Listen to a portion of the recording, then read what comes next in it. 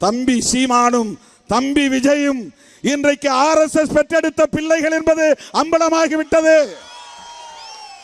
பாஜகவின் பிள்ளைகள் என்பது அம்பலமாகிவிட்டது.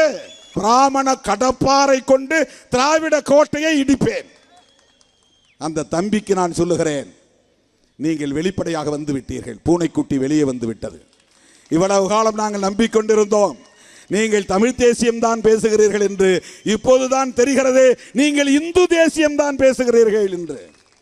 நீங்கள் இந்து தேசியம் கூட பேசவில்லை, பிராமண தேசியம் பேசுகிறீர்கள், கோல்வாக்கர் தேசியம் பேசுகிறீர்கள்.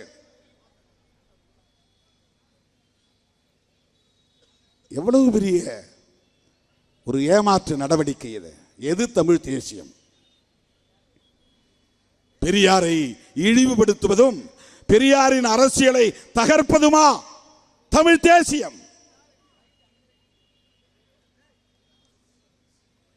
ரெண்டு பேரு தங்களை தாங்களே அடையாளப்படுத்திக் கொண்டார்கள். தமிழ்நாட்டு மக்கள் விழிப்பாக இருக்க வேண்டும். ஒரு தம்பி இப்ப புதுசா கட்சியை தொடங்கிய தம்பி,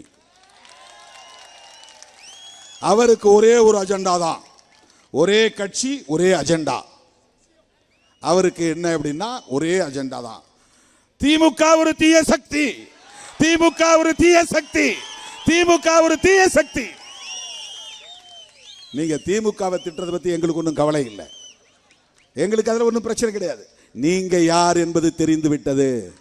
நீங்கள் தமிழுக்காகவும் தமிழ்நாட்டு மக்களுக்காகவும் தமிழ் மண்ணுக்காகவும் போராடுவதற்காக கட்சி தொடங்கவில்லை. திமுகவை வீழ்த்த நினைக்கிற RSSக்காக நீங்கள் கட்சி தொடங்கி இருக்கிறீர்கள்.